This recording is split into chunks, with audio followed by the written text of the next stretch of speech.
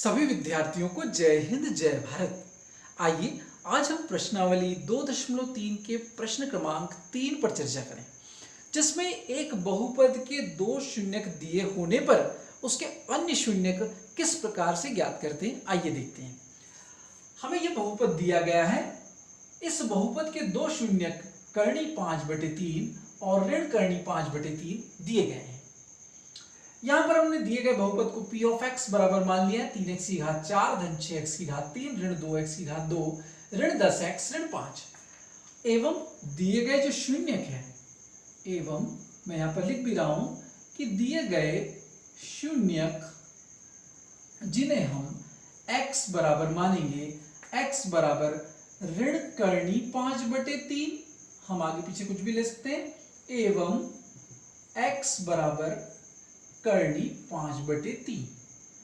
तब हम जानते हैं कि x धन कर्णी 5/3 गुणा x ऋण कर्णी 5/3, हम गुणनखंड प्रमेय से जानते हैं कि ये दिए गए बहुपद का एक गुणनखंड होगा। लेकिन इसको सरल करते हैं। इसको सरल करने के लिए हमारे पास पूर्व ज्ञान के रूप में एक सर्वसमीका है। एक कोष्टक में a धन b, दूसरे कोष्टक में a ऋण b बराबर होता है a का वर्ग ऋण b का वर्ग। यहां पर a के स्थान पर x है, जिसे हम लिखेंगे x का वर्ग, b के स्थान पर है माइनस कर्णी 5/3 का वर्ग। यहां पर x का वर्ग x के वर्ग के रूप में ही रहेगा, लेकिन पूर्व ज्ञान से हम फिर से जानते हैं कि कर्णी a का वर्ग बराबर a होता है। ये विद्यार्थियों हमने 9वीं कक्षा में देखा ही था। इसी वजह से ये बन जाएगा 5/3। अर्थात हम ये कह सकेंगे कि x का वर्ग ऋण 5/3 दिए गए बहुपद का एक गुणनखंड है। अब हम इस x² - 5/3 और दिए गए बहुपद जिसे हमने px के रूप में मान लिया है, तो x² - 5/3 और बहुपद px पर विभाजन एल्गोरिथ्म का प्रयोग करेंगे। आप जानते हैं, हमने भी पिछले प्रश्न में ही पढ़ा कि यदि भाजक भाज्य का एक गुणनखंड हो तो शेषफल 0 प्राप्त होता है। अब हम इसे भाजक के रूप में और px को भाज्य के रूप में लेंगे और भाग प्रक्रिया शुरू करेंगे। क्यों करेंगे? क्योंकि हमें अन्य शून्य ज्ञात करना है। हमें क्या मिलेगा? हमें मिलेगा भागफल मिलेगा। शेषफल तो हम जानते हैं 0 होगा, लेकिन भागफल जो हमें मिलेगा उससे हम अन्य शून्य ज्ञात करेंगे। आइए देखें कैसे, मगर उससे पूर्व हम भाग प्रक्रिया करेंगे विभाजन एल्गोरिथ्म से। आपने मेरे पूर्व वीडियोस देखे होंगे तो आपको मालूम है कि हम इस प्रकार की एक व्यवस्था बनाते हैं, जिसमें भाज्य को लिखते हैं 3x की घात 4 धन 6x की घात 3 ऋण 2x की घात 2 ऋण 10x ऋण 5, और यहां पर हम लिखेंगे भाज्य को x की घात 2 ऋण 5/3। अब हमें भागफल का पहला पद प्राप्त करना है, तो हम भाज्य की उच्चतम घात अर्थात 3x की घात 4 में भाजक की उच्च घात यानी x की घात 2 का भाग देंगे। 3 तो वैसा का वैसे ही रहेगा, और घातांक के नियमों से x की घात 4 में x की घात 2 का भाग देने पर घातें घट जाएंगी, और 4 में से 2 घटाने पर हमें प्राप्त होगा x की घात 2, जिसे हम भागफल के पहले पद के रूप में यहां पर लिखेंगे। अब इस भागफल के पहले पद को हम दोनों पदों में गुणा करेंगे। ये बन जाएगा 3x की घात 4, और यहां पर 3x का जब हम इसमें गुणा करेंगे तो 3 में 3 का भाग चला जाएगा, ऋण 5 में x का गुणा हो जाएगा, तो ये हो जाएगा ऋण 5x की घात 2। मगर ध्यान दीजिए यहां पर नहीं लिखना है आपको, क्योंकि यहां पर घात 3 वाला पद बैठा हुआ है, इसलिए यहां पर लिखेंगे ऋण 5x की घात 2। यहां ठीक 2x की घात 2 के नीचे चिन्ह बदलेंगे तो ऋण का धन का ऋण हो जाएगा और ऋण का धन हो जाएगा। यहां पर घटाने पर शून्य प्राप्त होगा। 6x की घात 3 को यथावत वैसा का वैसा ही लिखेंगे।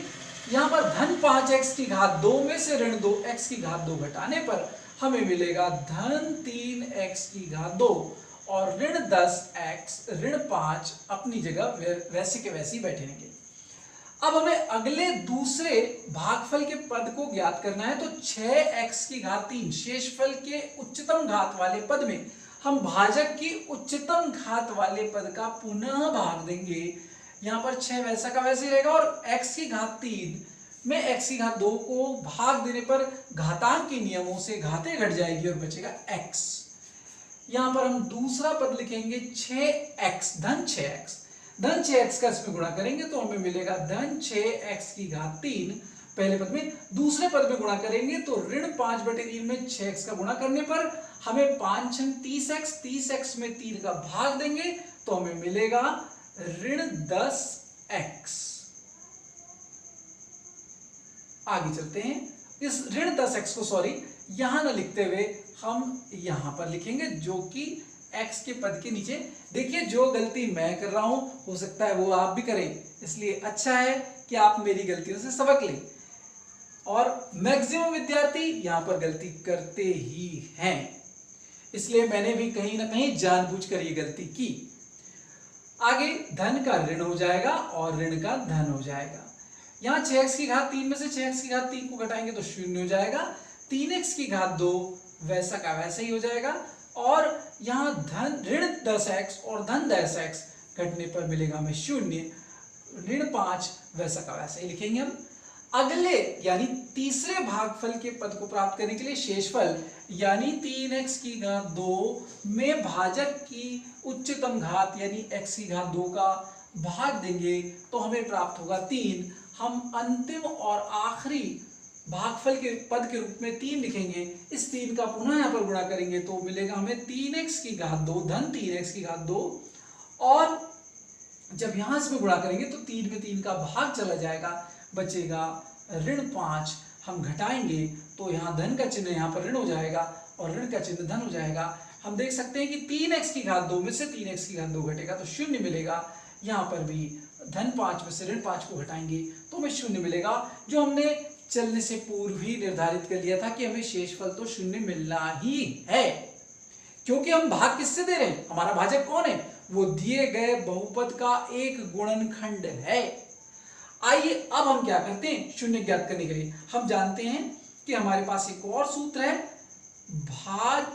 भाज्य बराबर भाजक गुणित भागफल धन शेषफल। इस सूत्र में हम मान रखेंगे हमारा भाज्य, आप जानते हैं हमारा भाज्य px है, या हम उस भाज्य को पुनः उतार सकते हैं 3x की घात 4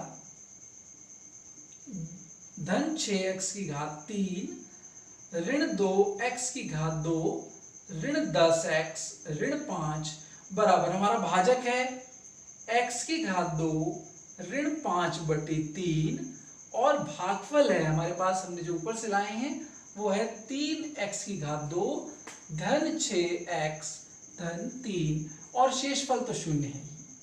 आइए अब हम देखते हैं x की घात 2 ऋण 5/3, यहां से हम 3 कॉमन ले लेते हैं इस कोष्टक में से तो हमें मिलेगा x की घात 2 धन 3, यहां से कॉमन लेंगे तो 2x और यहां पर मिलेगा हमें 1।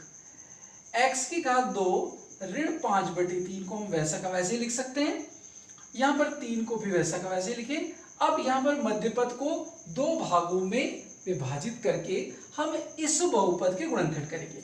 यहां हम देख सकते हैं कि 2x के ऐसे 2 भाग x धन x हैं जिन्हें हम जोड़ने पर हमें x ही मिले 2x ही मिलेगा और गुणा करेंगे हम तो हमें x² प्राप्त होगा।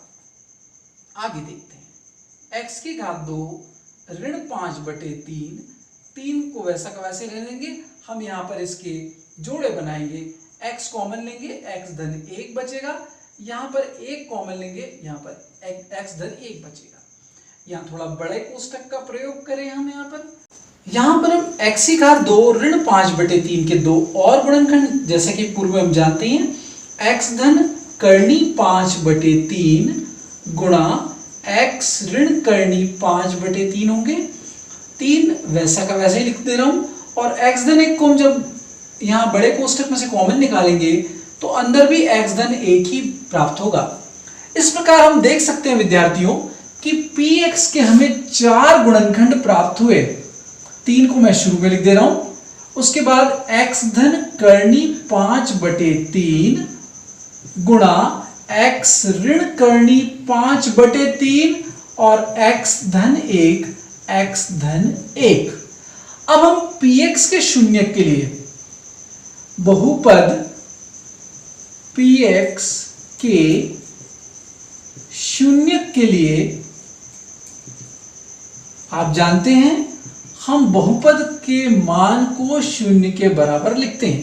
बहुपद अर्थात ये 4 गुणनखंड 3 गुणा x धन करनी 5/3 x ऋण करनी 5/3 गुणा x धन 1 गुणा x धन 1 बराबर 0।